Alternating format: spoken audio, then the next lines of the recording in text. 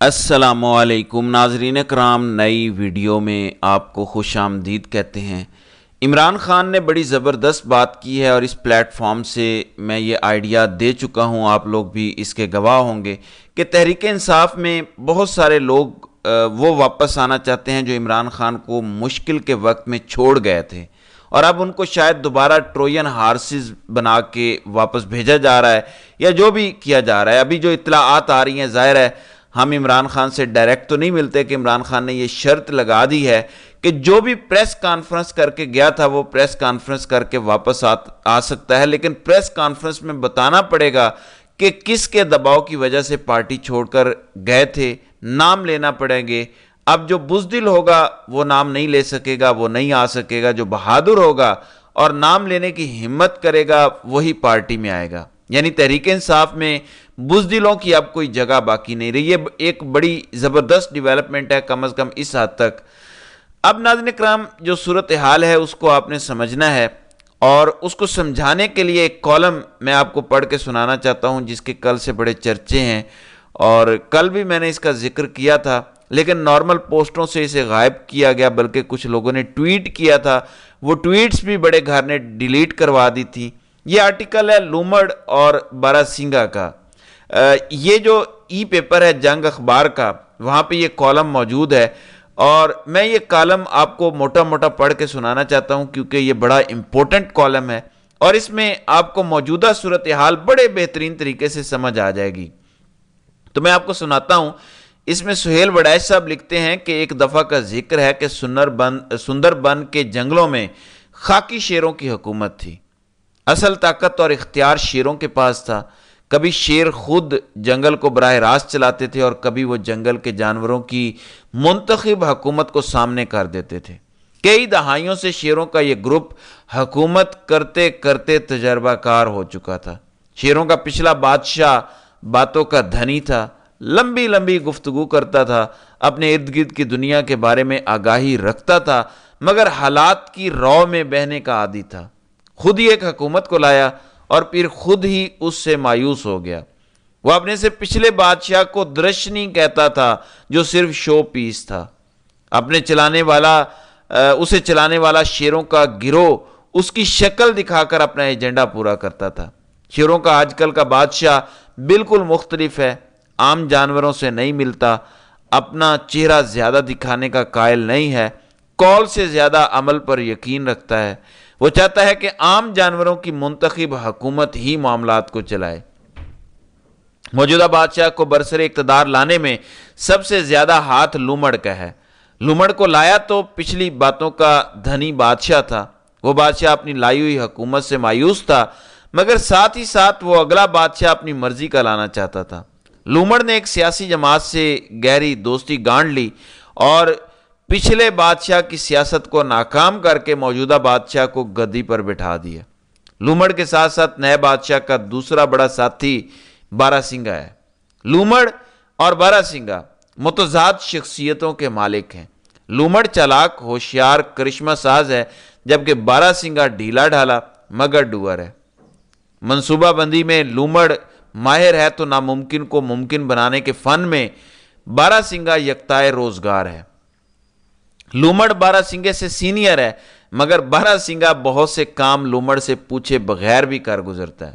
شیر بادشاہ اور لومڑ جاڑے کے انتخابات میں کیچڑ میں پھنس گئے تو باراسنگے نے اپنے خوفناک سینگوں کی مدد سے راتوں رات ان کو نکال لیا۔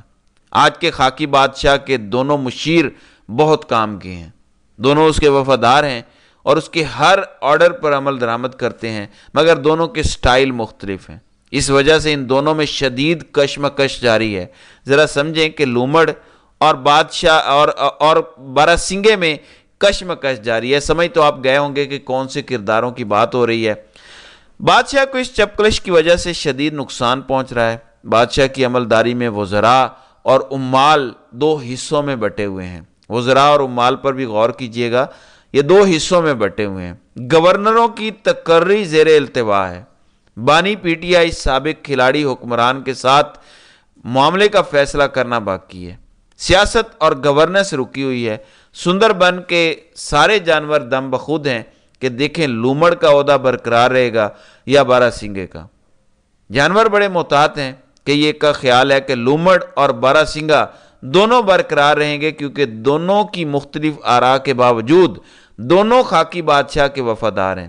مگر سندر بن کے دانشور بن مانسوں کا خیال ہے کہ اگلے 2 مہینوں میں یا بارہ سنگھا رہے گا یا پھر لومڑ، دونوں اکٹھے نہیں چل سکتے۔ بارہ سنگھے کا وسیع حلقہ احباب ہے، مہران اور بلوچستان کے جنگلوں میں بہت سے عہدیدار اس سے جڑے ہوئے ہیں۔ یہ تعلقات اس کی مضبوطی کا باعث بھی ہیں، مگر ساتھ ہی ساتھ یہ اس کے کندھے پر بوجھ بھی بنے ہوئے ہیں۔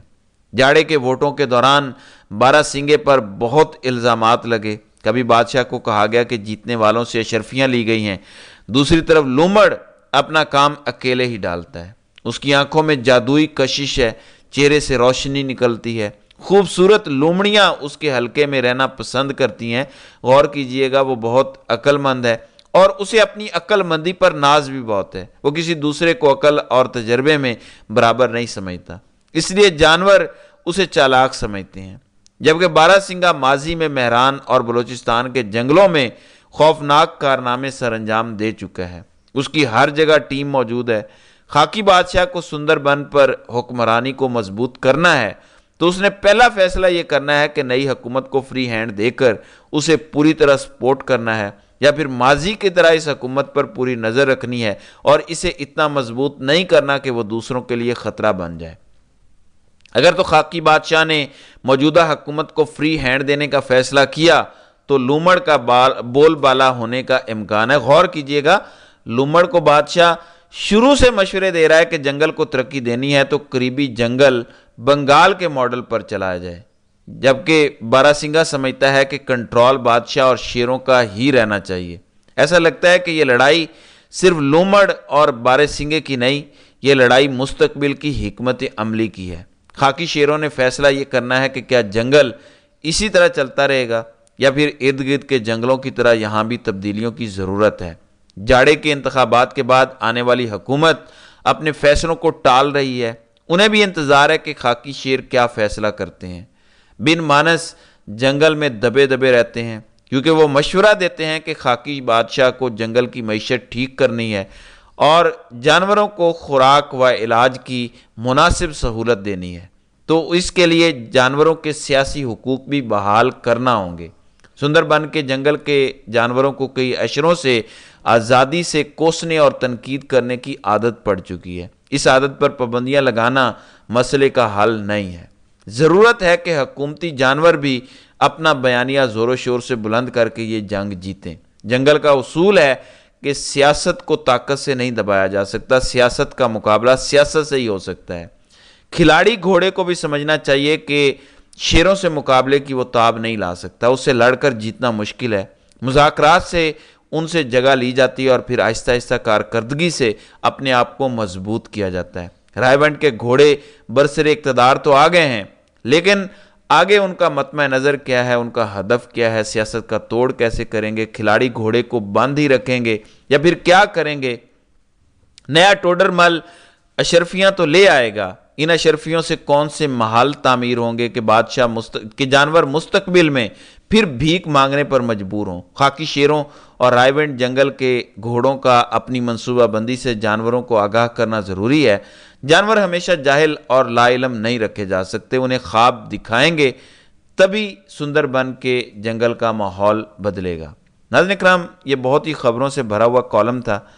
بڑے عہدوں پر بیٹھے کون کون سے لوگوں کی لڑائیاں ہو رہی ہیں، کون کس کے لیے کام کر رہا ہے، کس کس نے الیکشن میں دھاندلی کی، کون تھا جسے سرپرائز ہوا اور وہ کون تھا جس نے یہ ریسکیو آپریشن کیا، 9 فروری کی رات کس نے یہ سارا کارنامہ سر انجام دیا، یہ سب کچھ اس کالم میں بتا دیا گیا ہے۔ مجھے کسی کا نام لینے کی ضرورت نہیں ہے، سب کچھ بتا دیا گیا ہے، سب کچھ واضح کر دیا گیا ہے۔